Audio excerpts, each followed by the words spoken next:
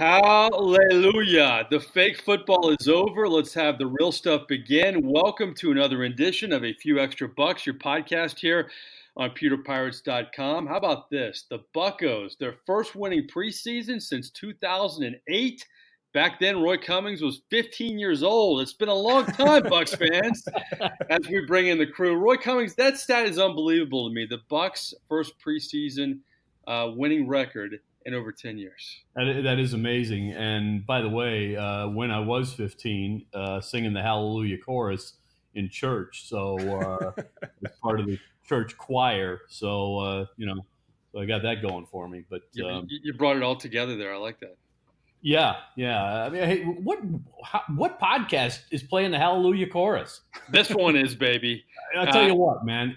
Culture always in this podcast, somewhere along the line, whether it's Bachelor Nation news. Oh, good Lord. Hallelujah chorus, take your pick. So always something special.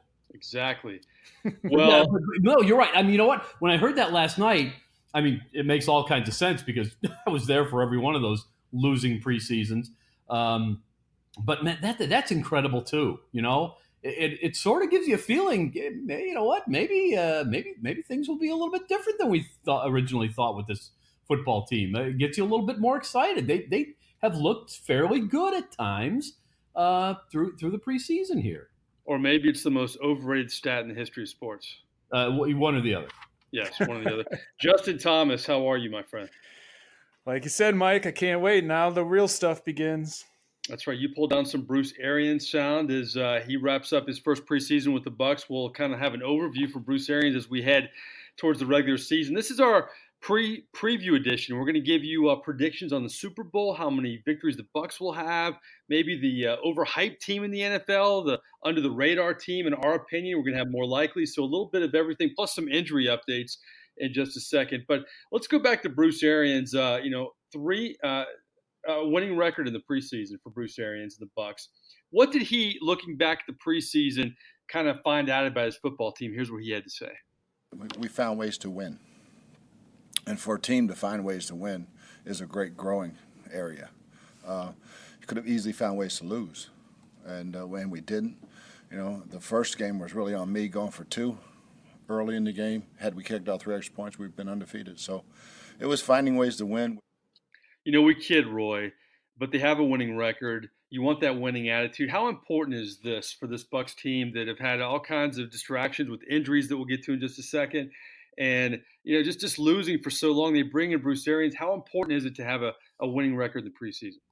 If you go back and listen to our podcast preseason, you'll probably hear me say that, and by the way, you should, because it would be interesting to know exactly what we predicted and what we were saying at that time now that it's over. But at one point, I know I said, and I said this in several of the podcasts, as well as on some of our video hits on pewterpirates.com, that with this Buccaneers team, for most teams in the NFL, the preseason doesn't matter because they know where they're headed. They know what it's just an exercise.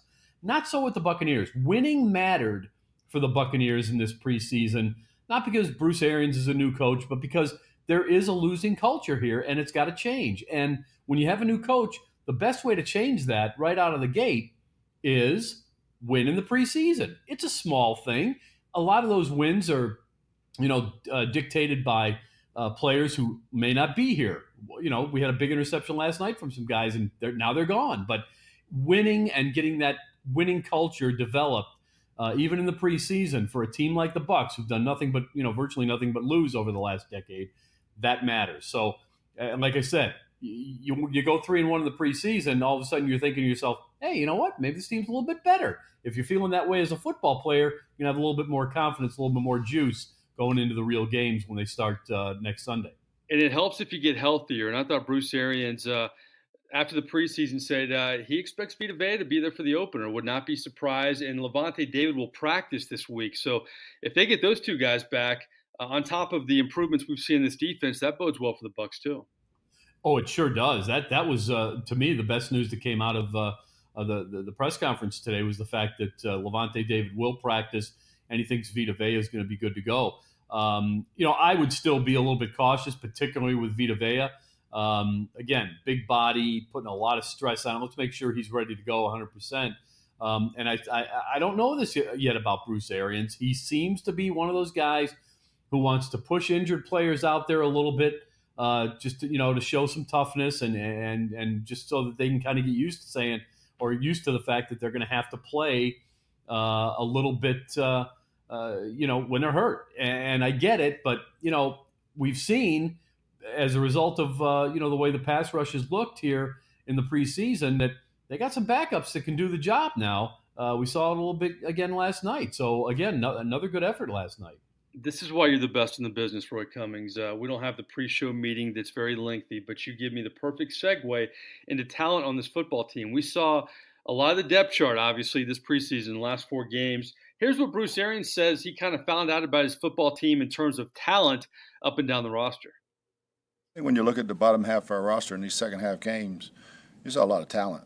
I mean, this team, like I said when I first got here, has plenty of talent. And when you go out and you win like that, it shows that the bottom half of your roster was quality. You can say what you want about Arians. Maybe he's over-optimistic. He's never really down. I mean, he's definitely a straight shooter. But you feel confident when you hear him talk about his football team, no matter what the distraction is, whether it's an injury, even if a player struggles and he gets on him, he always ends, to me, on a positive note. And that was a lot of positive thoughts about his roster right there, Roy. Yeah, and it's hard to argue with that. Let's not forget, obviously, it was all second, third, fourth teamers last night winning that game for the Bucs and looking pretty good doing it.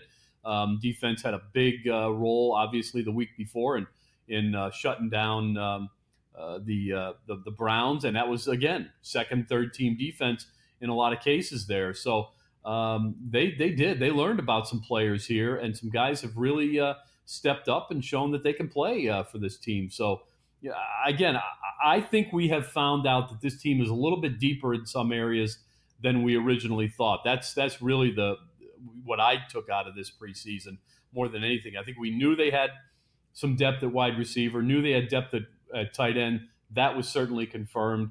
I think we found out that the running game, there's some guys there capable of pushing Peyton Barber and Ronald Jones if they don't do well, and the defensive line and obviously the secondary as well. Guys there who can make things happen for you. No doubt about it. Well, let's get to predictions. Everybody loves predictions. Everybody loves arguing about predictions, or maybe you agree. It's like lists today in society. We want something that's short. We don't have a large attention span, a long attention span. Let's get to predictions. And when you talk about the Bucs, I'll start with Justin, and we'll get to more likely our fun segment at the end where we do 3 hypotheticals. But we'll bring back Justin, our producer. We like to go kind of a roundtable discussion here. But let's go up wins for the Bucs this season. Justin Thomas, what do you think? I'm going to go right down the middle. I still think they'll be better than last year, but I'm still predicting around 8-8 for the season. Okay, I'm writing these down, by the way. Last year we were kind of all about right. We didn't say playoffs or anything. We didn't say winning records, but we were about right last year when we made these predictions. Roy Cummings, what do you think? Well, impressed with what we saw here in the preseason. And I think early on when I was asked this question, I was leaning towards 5-6 wins. Didn't think this team was in a position to really do much better than that. But now I'm gonna ride Justin's coattails here and say I think they can do 8-8. I really do. And if you can go 8-8, you can go 9-7. And if you go 9-7, you can make the playoffs. I'm not predicting that. But I will say I think this team is good enough. I'll say 8-8. Well, you guys are drinking the Vinny Testaverde Jr. momentum of winning the 4th preseason game Kool-Aid here. My goodness. Now, you know what? I can maybe – It ain't – let me tell you something. Let me tell you something. What you got? My prediction is not based on, with all due respect to Vincent Testaverde Jr. It's based on what I saw of guys like Patrick O'Connor and Jack Cichy, and knowing that, you know what, there's some depth in that defense that maybe we didn't know about.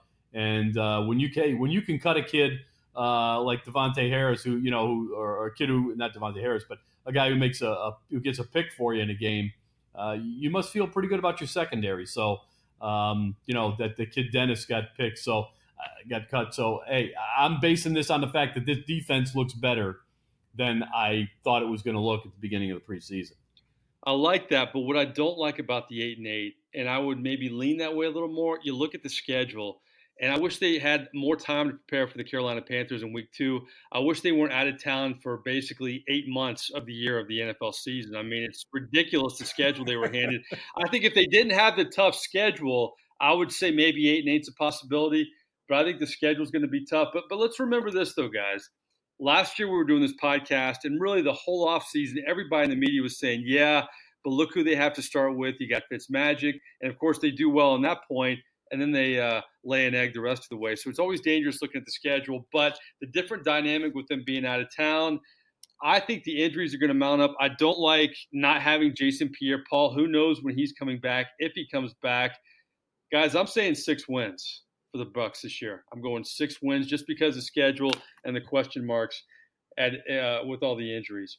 All right, let's go Super Bowl predictions this year, and you guys can start. We could do NFC South and then kind of branch out because obviously a lot of the listeners here on the podcast are interested in the Bucs and what goes on in the NFC South. But Justin, who wins the NFC South, and who are your teams that are going to be in the Super Bowl, and who's going to win?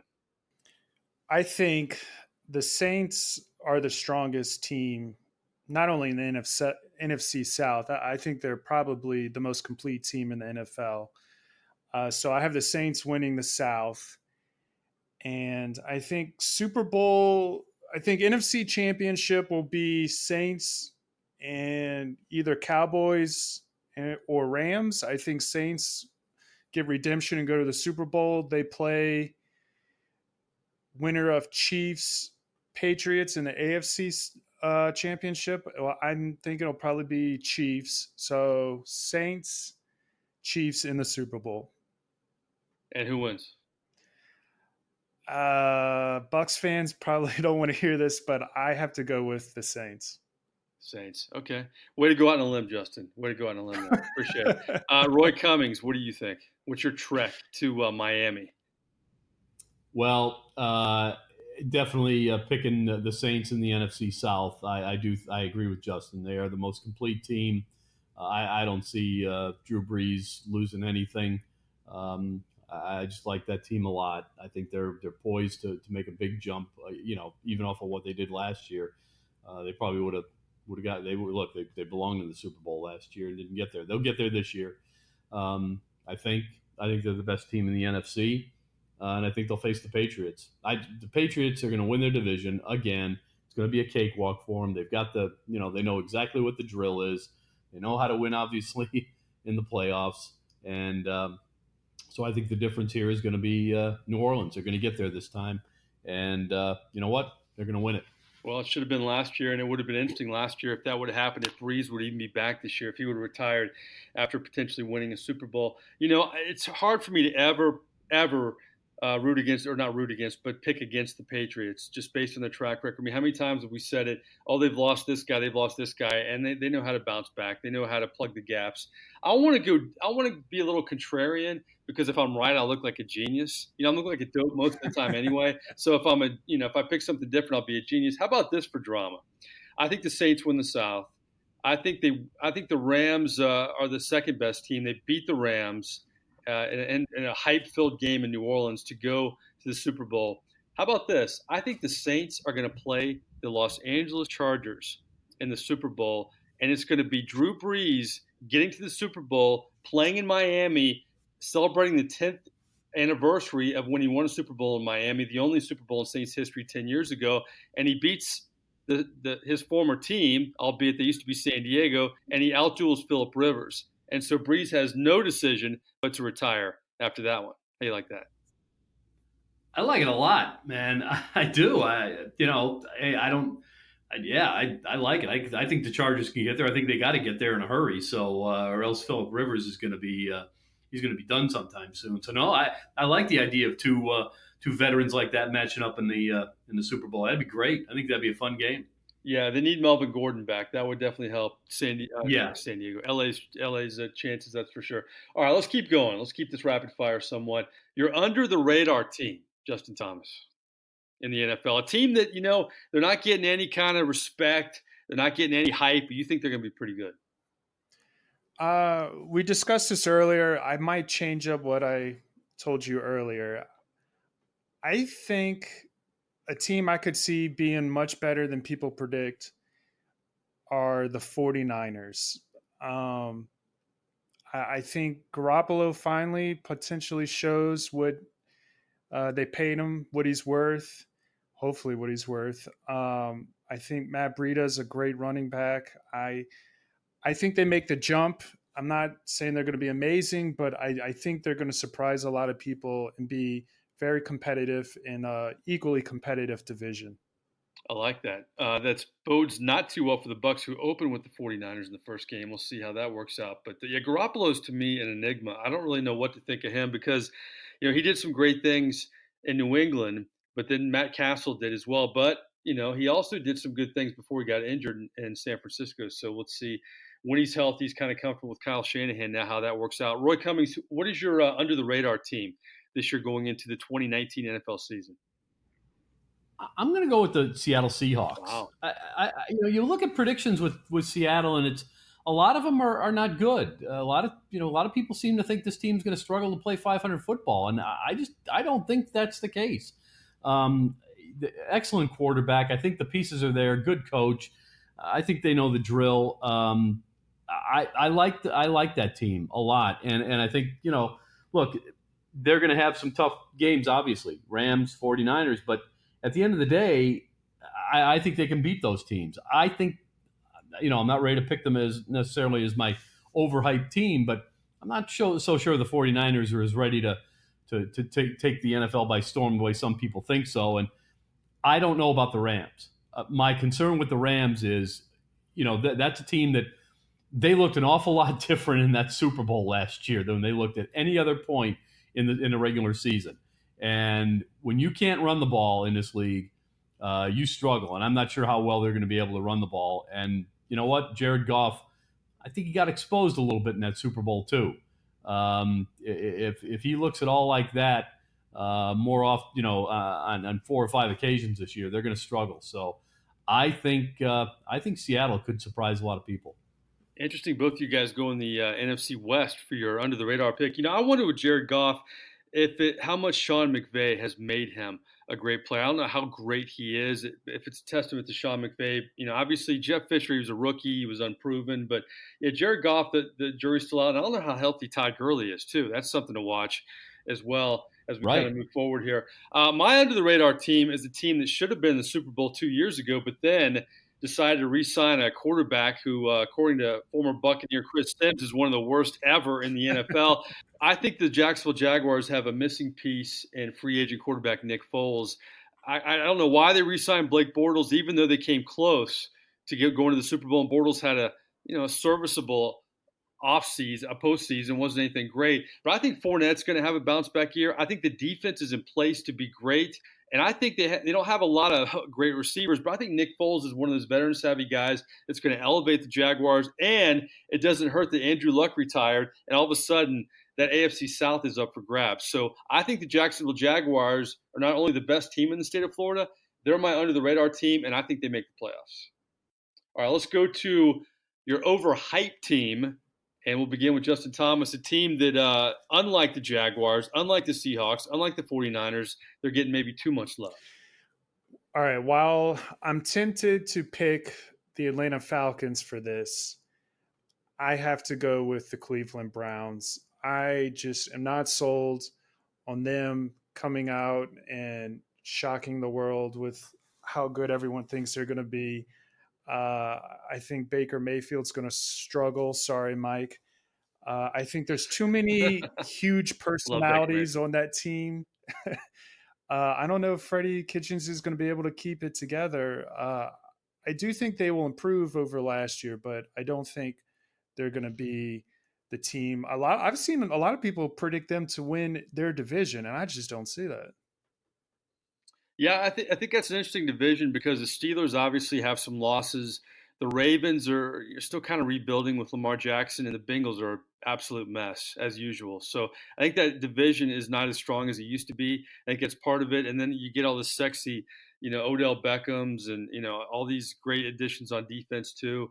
And that's a pretty talented roster. I just wonder if Freddie Kitchens as head coach, I think from a management standpoint, will be fine. But from an X's and O's standpoint, I'm not sure if Freddie Kitchens can make the adjustments. He's never been a coordinator in this league, and now he shoots up to being a head coach. To me, that's the biggest question mark with your Cleveland Browns. Roy Cummings, who is your overhyped team, your most overhyped team heading into the season? I'm right there with you guys.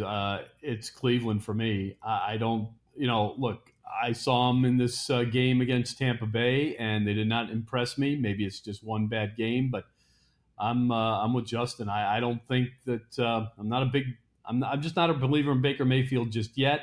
Nice season last year. Second time around, sometimes there's an adjustment that has to be made. I think the defense has potential, but look, they got a kicking issue. They could struggle to run the ball at times. I just think there's some, and again, rookie coach. I don't know, man. We'll see. But I just think the NFL is always looking for that chic team to kind of come out and look. There's some personalities there, in particular Baker Mayfield.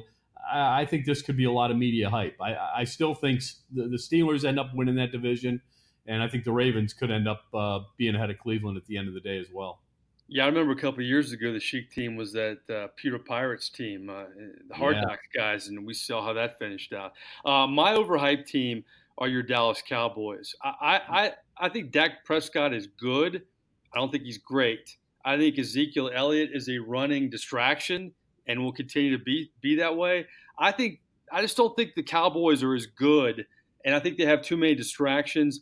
I think they're always kind of hyped up because they're Dallas, and how many times have we seen them hyped up and kind of let us down a little bit. So Dallas Cowboys are my overhyped team. So predictions-wise, Roy and Justin 8-8 for the Buccos. I go 6-10.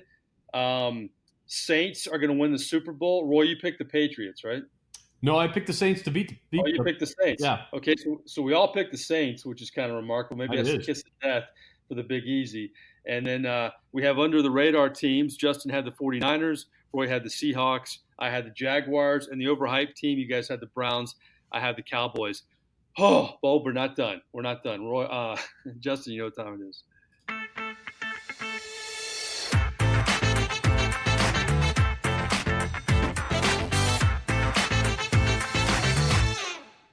More likely, baby. We don't just give you preseason predictions. We give you hypotheticals beyond the preseason predictions. It's 3 hypotheticals. Our first more likely, now we're in a rhythm. We have this roundtable rhythm. We're going to go Justin, Roy, and myself. And I'm always at an advantage because I know the friggin' questions and you guys don't. So I have to let our audience know that you're working on the fly and I'm not. But let's keep this to the Bucs off the bat. It's a young football team. I'm going to take Devin White off the table, and I want a breakout star for your Tampa Bay Buccaneers in 2019. Justin, you lead off. I'm going to go with MJ Stewart. I think he makes a huge leap in his second year. I've liked what I've seen from him in the preseason, and I think it clicks for him, and he shows why he was drafted. I like that pick. MJ Stewart, give him a lot of credit. Look at all the guys who were drafted in this past draft. Many say, he wasn't a guy that could fit in the Arian scheme, and he's had a great preseason. I like the pick. Roy Cummings, who was your Buccaneer breakout star in 2019? Yeah, I like that pick too. But I think Carlton Davis is going to have a good year too in that secondary as well. But my pick is going to be, and this may seem like an easy solution or a cop-out, I don't know, but I'm going to go with Chris Godwin. I think this kid is ready to look. This kid could be a number 1 receiver on a couple of NFL teams around the league. He's a number 2 with the Bucs, but I think he's going to make a lot of noise this year in a good way. And my number 2 pick on this list would be Ronald Jones. I think he's going to prove everybody who doubts him wrong, prove himself worthy of that second round pick. But at the same time, I think Chris Godwin's going to end up being he's going to be a star, and I think it starts this year for him. Excellent. I was going to pick Godwin, but I want to be different. So I'm going to go, and I don't know how you Buccaneer fans will interpret this, but I still think O.J. Howard's a guy that has so much in front of him. And, it's funny in the preseason, you focus in on a lot of players, and I think Bruce Arians, he wanted to take the job because he's familiar with Jason Light. He likes Jameis Winston, but he knows there's talent on this football team. And when you look at the roster, I think O.J. Howard just jumps off the page as a guy who's not your household everyday tight end.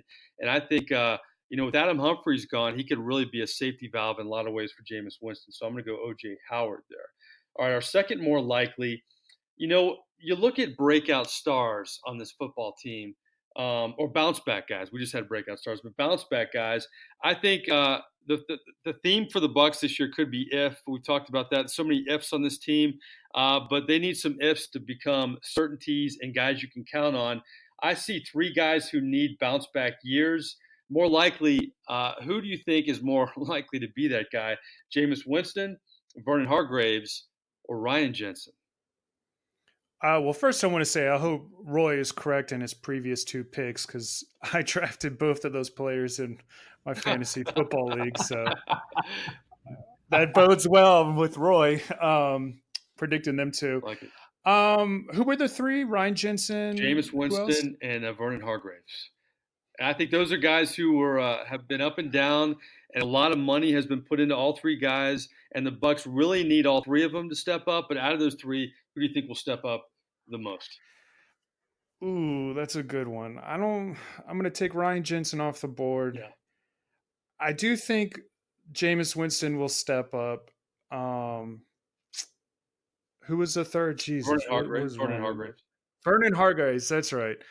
I've been high on Vernon Hargreaves. Injuries have hurt him the last couple of years, but I'm going to go with him. I think Jameis obviously has the potential to be better, but that kind of seems a little obvious if he does produce.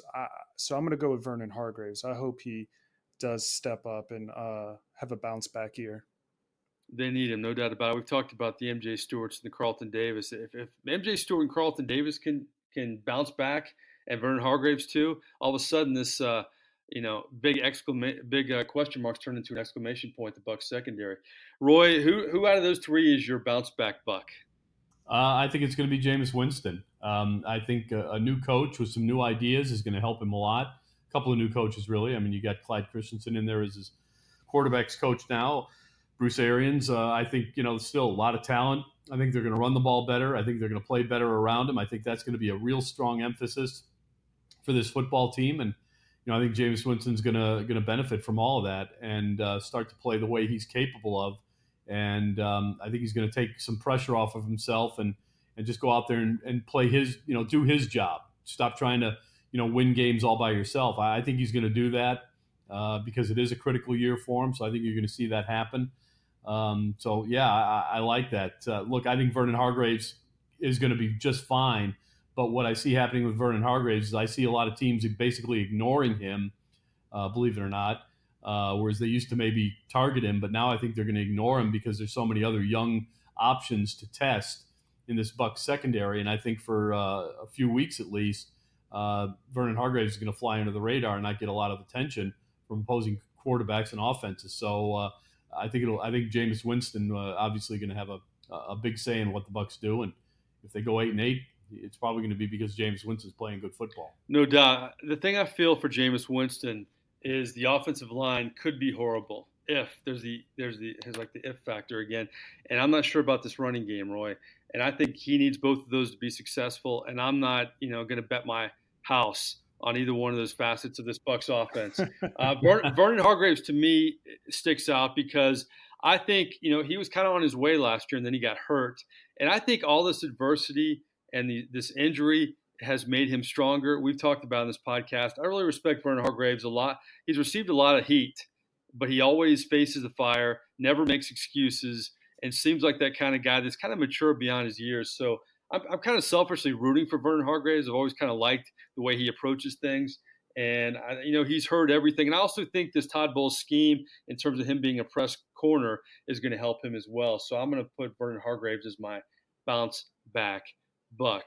All right, our third more likely, we haven't really talked about the Andrew Luck surprise party that happened in Indianapolis since the last time we met. A lot of people say, or not a lot of people. I hear some media pundits, I really wasn't that surprised. Come on, you were surprised. Everybody was surprised about Andrew Luck. But out of all the NFL players who we've seen retire in their prime, more likely, Which was the most surprising for you? Andrew Luck, Calvin Johnson, Barry Sanders, or Jim Brown? And I know you were a big Jim Brown fan growing up watching him, Justin. Oh yeah, let me tell you, Yeah. way back in the day. Yeah. I remember when Calvin Johnson retired, and I was a little surprised by it, but not nearly as surprised as I was by the Andrew Luck, his decision to retire. I saw people all of a sudden. The way I found out was people were booing him at the game, and I thought it was because of how he performed, not realizing that they found out he retired. So, Yeah. um, which was ridiculous. I 100% agree. But just the fact that how talented he was, a lot of people thought, that he could have played just as well and done just as well in Indianapolis as Peyton Manning. And to have his career end up the way it did with all the injuries, and obviously there's something there where his heart wasn't in the game anymore. But I still, even today, I'm shocked that he decided to go that route. But I also 100% understand why. Yeah, I think what makes him unique is he's a quarterback. We've never seen a quarterback of his ilk step down in the prime of his career. So Roy Cummings out of the list. You have Andrew Luck, you have Barry Sanders, you have Calvin Johnson, and you have Jim Brown.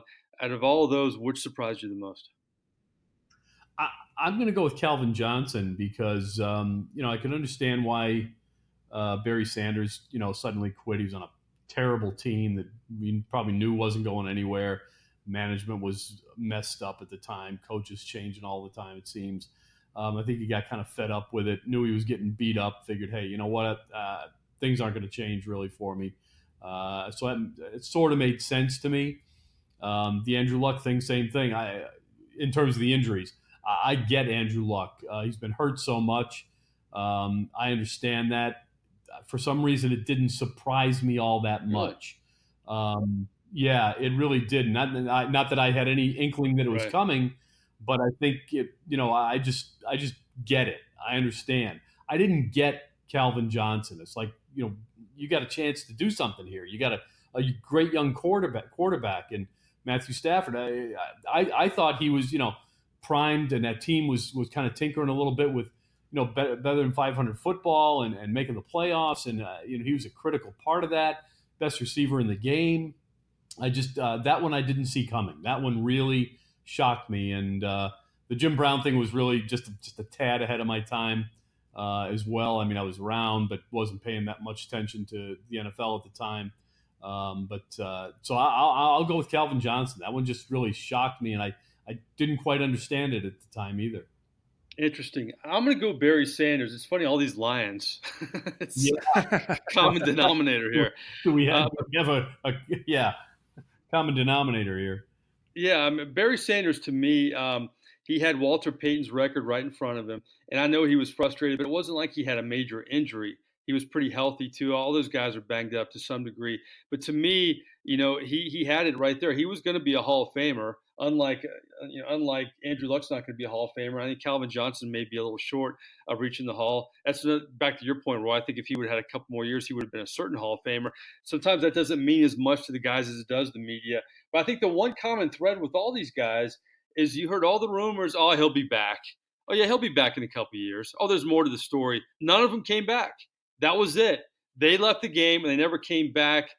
Do you think Luck will ever come back? Because I got a feeling with him, it might be a little bit different. I just think there is more to the story with Andrew Luck. But then again, I kind of thought the same thing with the other guys too. No, I don't think Andrew Luck is coming back. I think he looks at the situation and says, "Look, I'm beat up. I'm tired of fighting the injuries. It's the way it is. It's how it's going to be. As much as I'd like my body to be a little bit sturdier, it's not." I think he wants to be able to walk and talk and do everything. Look, there may be more to it. And I've heard what Tony Dungy said, that apparently Tony Dungy, in talking to Andrew Luck, said that Andrew Luck kind of explained to him that part of it was that he doesn't think he's capable of being the quarterback he can be or needs to be to carry his team to the Super Bowl anymore. And because of the injuries, maybe he feels he's lost a little bit. I think we all just want to see. We don't want to see these guys leave, So our hearts and minds, we think, oh, he'll be back because they're warriors and this, that, and the other. I think discretion sometimes a better part of valor, and in this case, I think Andrew Luck thinks, you know what, I got a great chance to be a family man again. Pay attention to what really matters. I've made the money. You know what? I want to be able to walk when I'm 55 years old and have my wits about me as well. I think there might be a little bit more than just the injuries, maybe some CTE concerns, things like that. Might be part of it as well, and thinking, hey, I got a family to take care of. I want to take care of them. Yeah, I think he kind of thought he was maybe over the hump a little bit too, and then he had something happen in training camp again. And he's also the kind of guy, if you read up on him, if you get to know him, it's more than football for him. I mean, he's a very well-rounded, cerebral guy. Not that other football players aren't, but he's even more so. And he seems like the kind of guy too to me. I mean, I think he loved the game, but I don't know if he was as big of kind of a football guy, even though he grew up in that family, as some other quarterbacks that we've seen, because he has so many other interests. So I wish Andrew Luck the best. I'm not going to live my life through him or for him like some other people do. But I was very surprised. But some interesting storylines there with guys who retire when they had so much left in front of them in the prime of their career. Well, Bucs fans, it's very good news to me if Justin Thomas and Roy Cummings are right. You will take 8-8 all the way, because if the Bucs are 8-8 this year, Roy, next year is only going to get better for Bruce Arians. They're going to have another draft, and have more salary cap space. This is a young football team that will gain some confidence with this schedule and with the injuries and with all the young players. If Bruce Arians can get 8-8, he may get my vote for Coach of the Year.